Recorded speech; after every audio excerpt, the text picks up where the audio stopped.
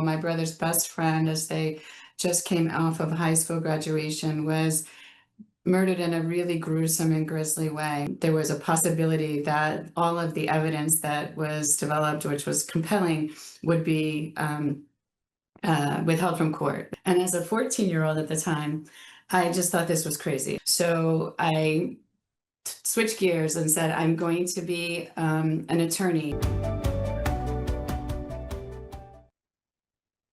Welcome to Beyond the Bar podcast. I'm your host, Denisa Tova, and today's guest is a powerhouse. She's a pioneer in family law. She's a fierce advocate for survivors. She's a self-made woman who built not just a law firm, but also a legacy. Debra Whitson is the founder and managing attorney of Whitson Law PLLC, and she's also the visionary behind Mediated Online Solutions, with 5 offices, a best-selling book, and a spot as #1 on the top 10 self-made women of 2025. She does it all. I know her a little bit professionally, and I cannot dive in behind and beyond her title to find out who she really is. Debra, welcome to the show. Thank you, Denisa, and what an introduction. I don't recognize myself in the things that you just said.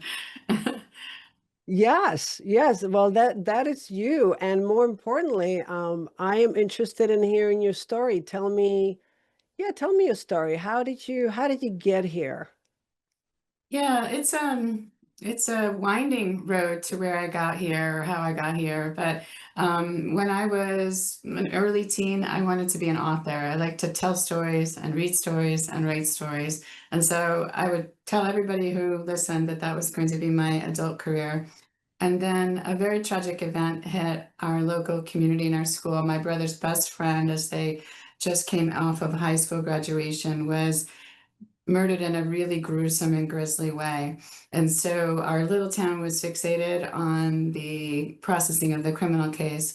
And without going into legal details, there was a potential that because of a unique circumstance and how the defendant came on the police radar and was eventually charged, there was a possibility that all of the evidence that was developed, which was compelling, would be withheld from court. It would not be admissible in court. And as a 14-year-old at the time, I just thought this was crazy. I thought this was insanity, and it was going to be complete injustice if this gentleman got away with what he did to someone we loved in our community and our school.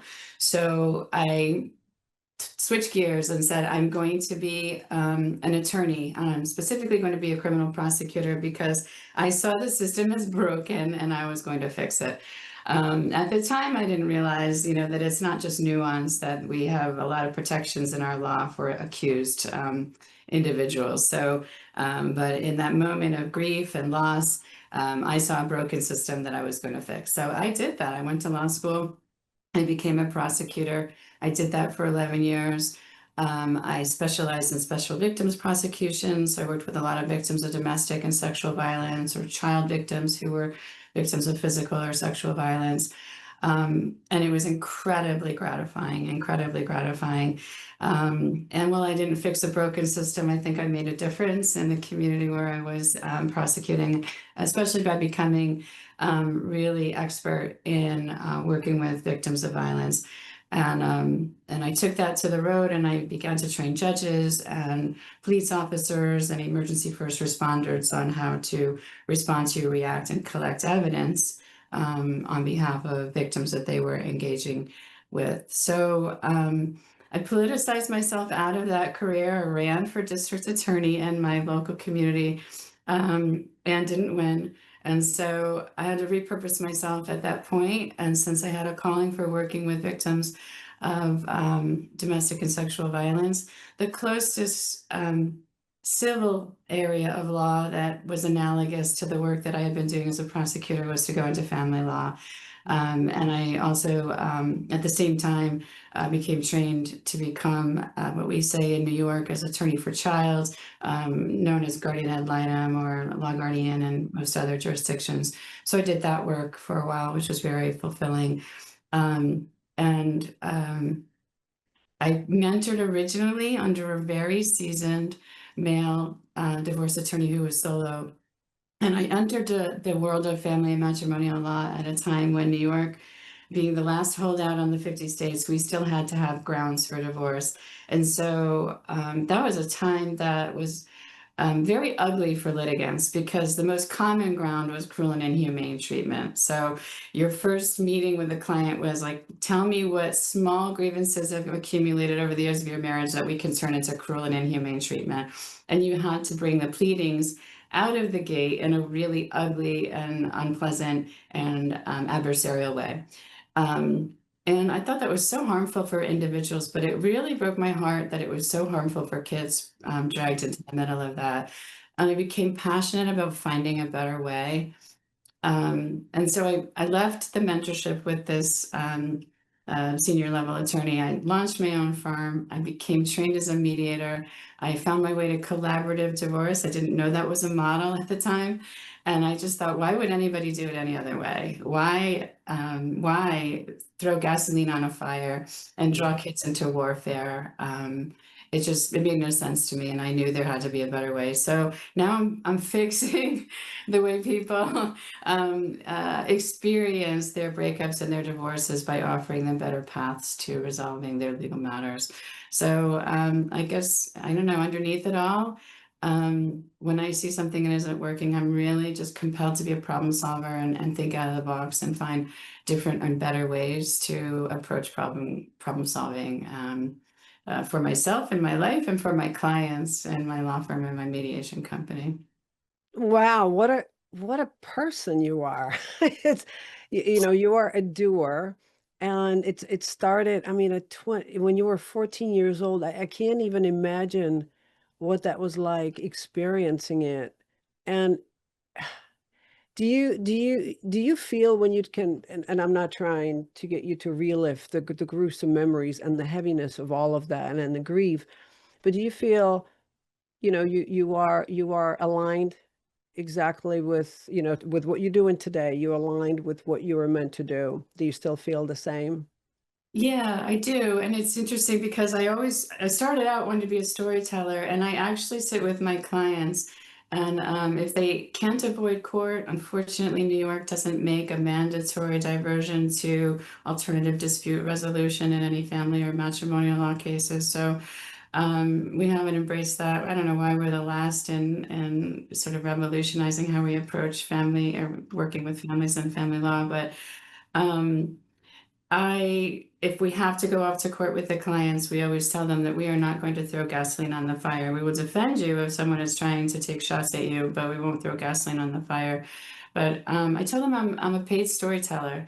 I want the judge who's going to handle their case until hopefully they settle it on their own. I mean, with help from the professionals, but that I want the judge to know them and know them through story, because right before we had written words, written language, we were storytellers as tribal people. And it's just in our DNA, right? It's evolutionarily how we communicated and related to each other. And so I enjoy that I get to tell stories and help people through the storytelling and help them feel heard, because I'm telling their story by getting to know them genuinely, who they are. And along this journey professionally that I've been on, I've been very influenced by Simon Sinek's Start With Why and the follow-on books.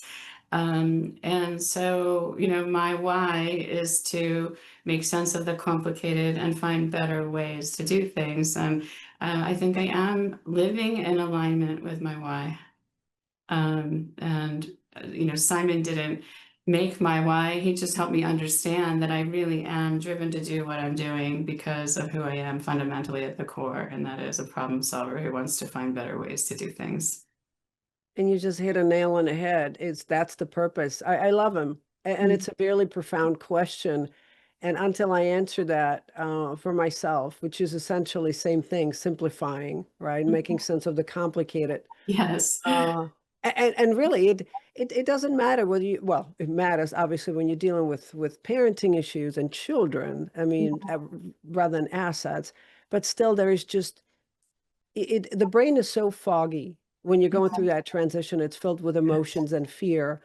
And then when you have to fill it with other stuff, it's great if you are surrounded by professionals who help break that down and make sense of all of that. So I love what you said. The other reason why it resonated with me about being a storyteller, because I used to tell my clients back as a financial mediator, look, when you're in front of a judge, if you take a big piece of paper, like 8.5 by 11, and that's your story, if you were to fit your story in a piece of paper, and then the more hands that touch that paper and you fold it each time somebody touches it. It'll be your attorney, and eventually professional, then eventually a judge. So by the time it gets to the judge, the story that was initially laid out on the big piece of paper now has been folded maybe 10 times.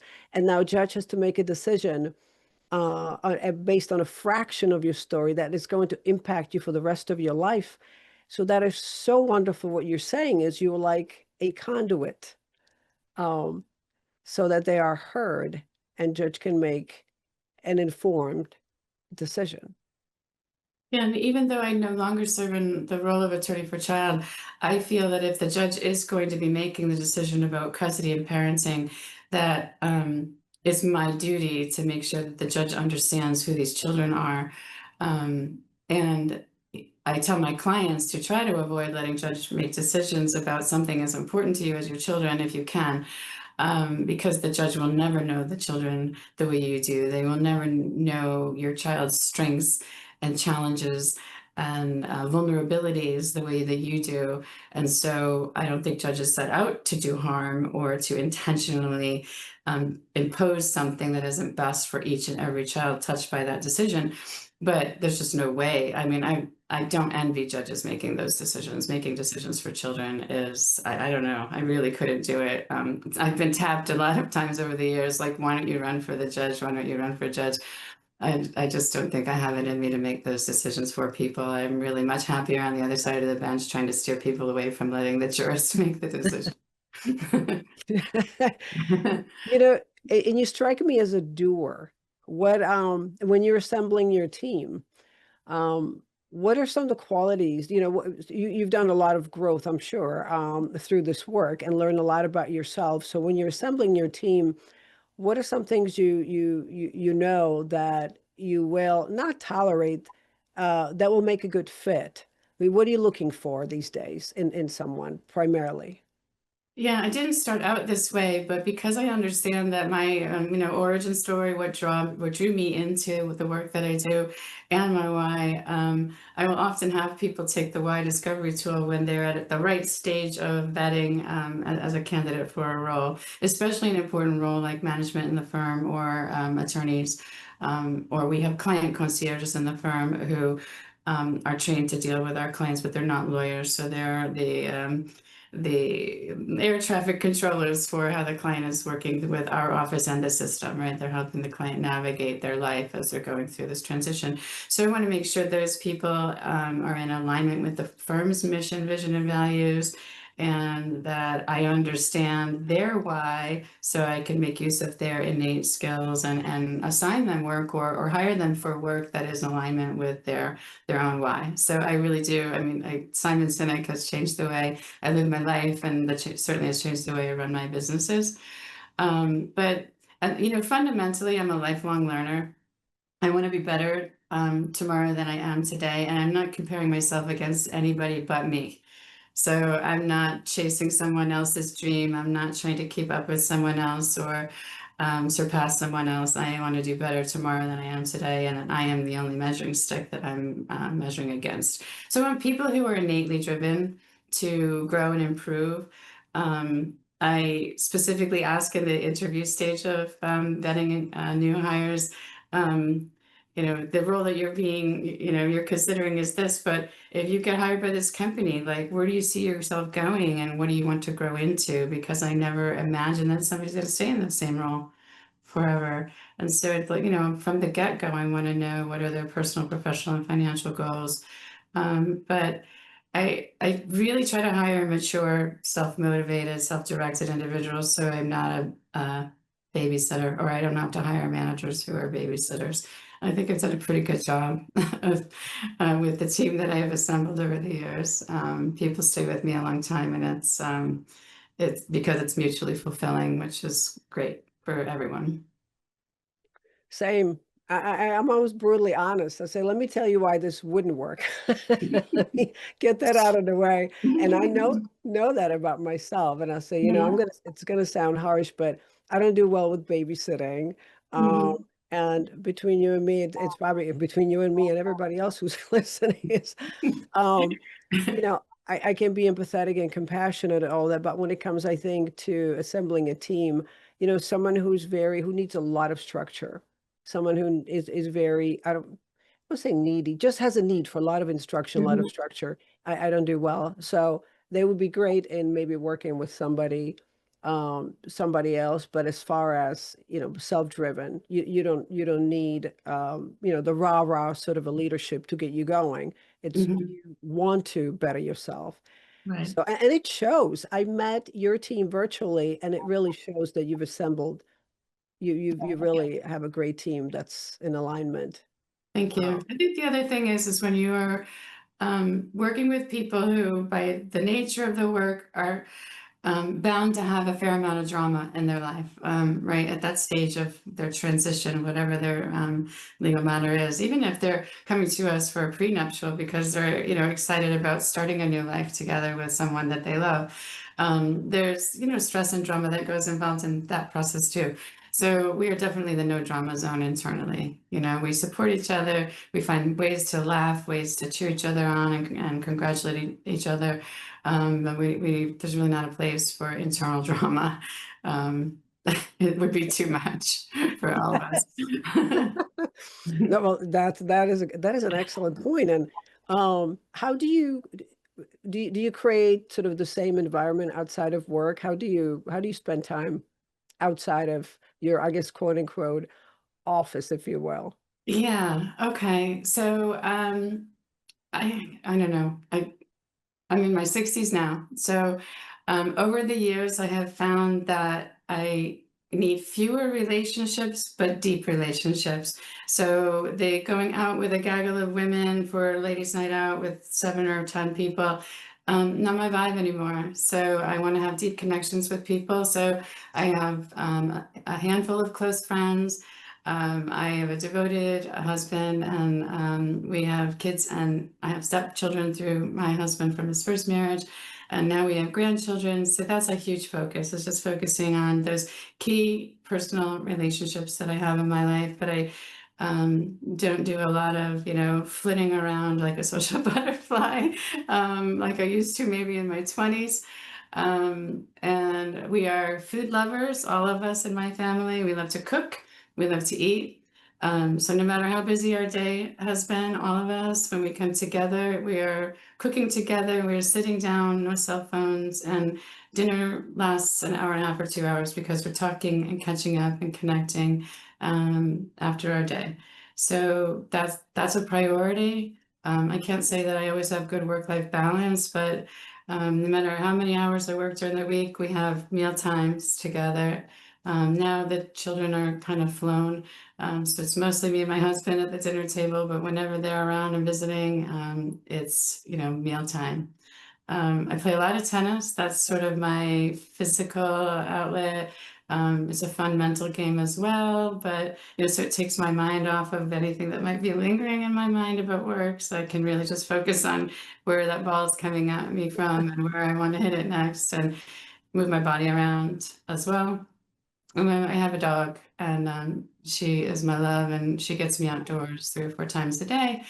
And I have a home in the Adirondack Mountains, so it's nature. No matter if it's warm or cold, it's just lovely to be out with her, walking and with the mountains around us, and rivers and streams right through our backyard, and that kind of thing. So nature, getting out into nature with her um, is a nice break from the busyness of my life.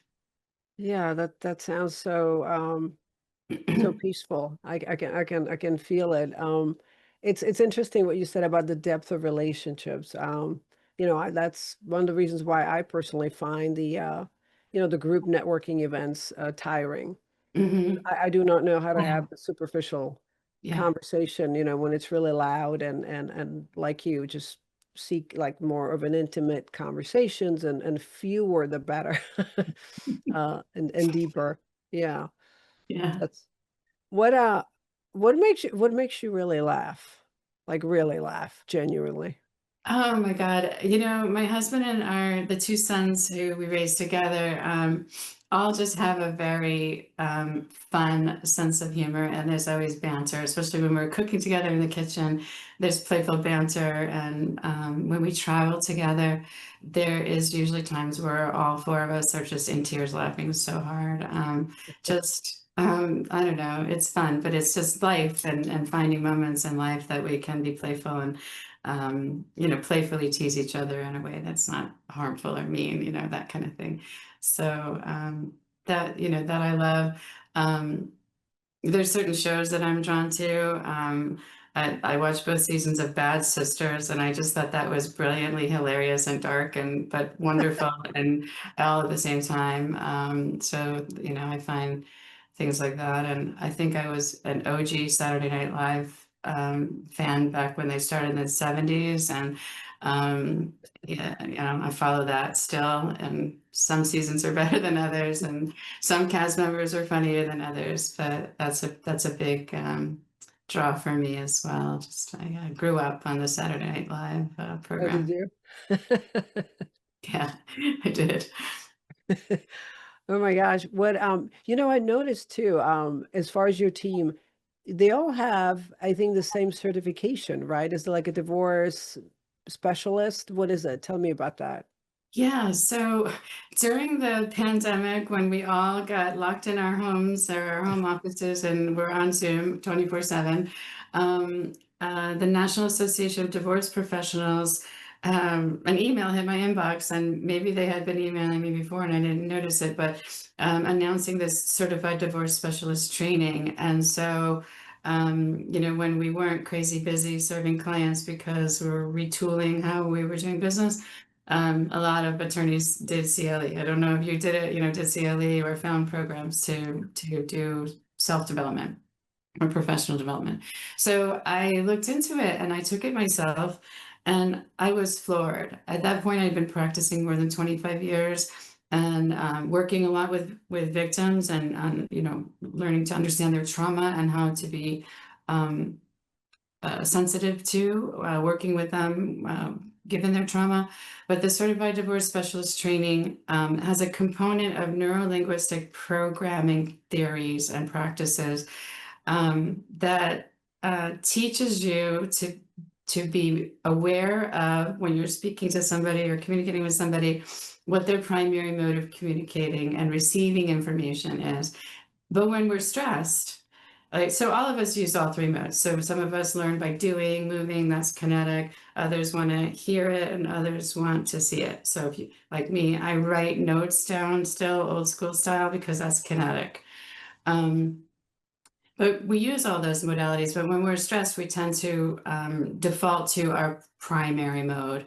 And it trained me to listen for that when I was talking to people. So if I had somebody that I knew was kinetic and they were on Zoom, I was like, grab your notepad and I'll mention things that you might want to jot down so that you can refer back to it later. But we always send now our clients any key messages. It's verbal. We've talked about it. It's in an email and follow up so they can read it by sight. And we'll send them some video or some exercise or something that they could do, some paper to fill out for us. So we're tapping all of those modes of communication. So when they're under stress, if they're defaulting to their rudimentary mode and we miss that, we might not have been as effective in our communication. So that's a big part of it. The other part of this certified divorce specialist training program is it brings together allied professionals supporting people going through divorce. So folks like you who came out of financial advising and management, now you're doing your Quadro work, and maybe mortgage brokers or financial aid advisors or career coaches or parenting coaches or therapists, all of the kind of people who might be supporting people going through divorce or life transitions. together so that we all have an understanding of how to consider our clients' needs in a more broad and holistic way. So at my firm now, because of the CDS program, we don't just say, here's names of 3 realtors you need if you need to sell the marital residence, or here's names of 3 financial advisors. We have vetted professionals, and we create a referral relationship with them. So we know that they're ready to take divorcing clients. We know that if they take them from us, they're going to get white glove treatment because we have this special relationship that we've developed. And we know their services are quality. So whether you need a plumber or a fashion coach because you're going back to work after being a stay-at-home mom because of the divorce or whatever, we're going to hook you up with somebody that our team has dealt with personally and we know. And so we don't just send them, we won't go find a plumber or go find your divorce coach or your divorce coach. We will connect them so that they don't have to be in already a state of overwhelm. They don't have to be like doing it themselves or finding good professionals themselves. And what we learned before we started doing this with them and for them is we could give them those referrals, suggest you should get this person in your corner. And 90% of the time they were too overwhelmed to do it and follow through. So if we make that warm connection and make sure that they're getting actually connected to the people that they need services from, then we're taking one more thing off their plate when they're already in a state of overwhelm and stress. You're creating this sounds sort of counterintuitive and strange, but it's sort of you're making divorce hurt less and allowing them Yeah. to heal faster is if I was to say it simply, since we're simplifying things, because well, who wants to remember? I mean, you're making yourselves memorable without even the intention of it being that, just giving, and creating so much value and making them part of a community. And also I see in a process, you are having a team that's sort of aligned and is able to communicate in the same way and constantly just deliver value and be helpful. I think that's, I am in awe and I aspire to do the same and sort of in our world too. I think that's so important. And sometimes, when I speak to other professionals, it feels so transactional, and it isn't. It's a real thing. It's a real fear and transition. So that's really awesome. Yeah, I mean, I think everybody dealing with a professional wants to feel like they're special and they're heard and they're valued, Yeah. but even more so when you're vulnerable and stressed and you're grieving or your life is just uncertain and you're not sure what the future is post-divorce. What is it going to look like for you? It can be very, making people feel very untethered and uncertain about what's to come. So, we just want to try to make the path to whatever their next chapter is faster, right? So the modalities we steer them to are more efficient and fast. Staying mired down in a legal battle for 2 or 3 years to get to the other side of your divorce, in my mind, is crazy. So we try not to have people go down that path. But we want to get them to their new happy ending, their new chapter of life, their new beginning, faster and more efficiently, and with more support along the way if we can. Wow, great. This is terrific. It's totally resonate. And I know we can continue and chat, but I'm curious as far as a parting thought message to incoming professionals. What would you give them? To incoming professionals into the field, Yes. well, I guess I would first say, because I don't think that many newly graduating attorneys are going, I want to be a divorced attorney. So I think I know from experience that when I'm in a mixed group of attorneys and they say, what area of law do you practice? And I say matrimony and family law, they groan. And if my husband's by my side, he's like, is your job really that terrible? Because every time you mention what you do, people are like, oh God, really? You do that? I'm so sorry to hear that. And I want to change that for professionals because it can be very rewarding. I mean, now that we're past grounds for divorce in New York and we have no fault divorce, because that was pretty miserable, and I wondered whether I would stay in family law, and then finally New York got their act together and passed the no-fault statute. But I think this can be very, very rewarding, and it's just how I'm wired. The areas of law are very different.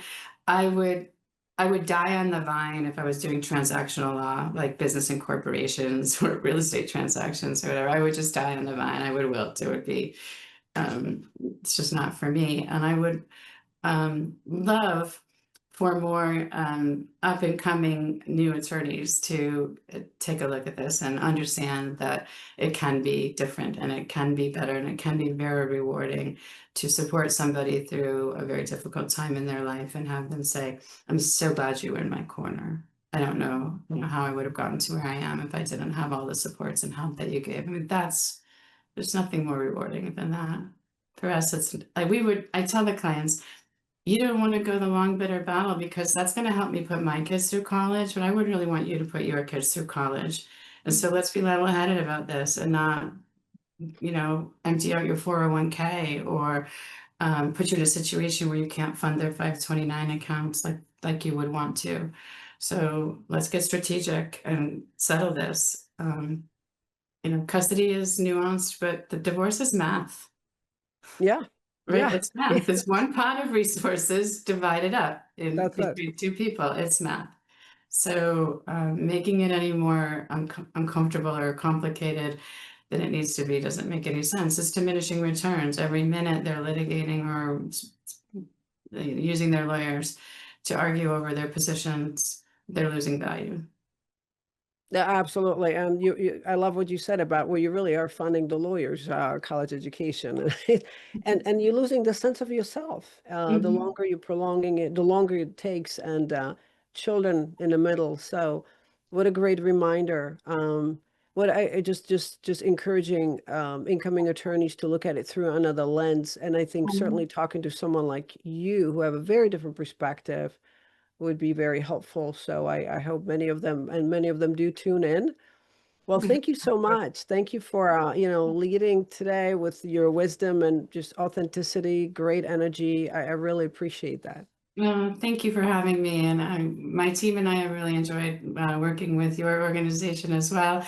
We've helped a few customers since you and I have been your clients since you and I have become connected, and so we do value you, and you're our go-to resource now for all of our quadro and retirement pension plan division issues. So thank you for the work that you do and for teaching lawyers, because that's how we first became acquainted. Thank you very much. That is my why. That part of it. Thank you. And for all of you listeners and viewers, well, there's a bio link below to find out how to get in touch with Debra Whitson and her great work and her great team. And until next time, make sure to stay curious and stay inspired.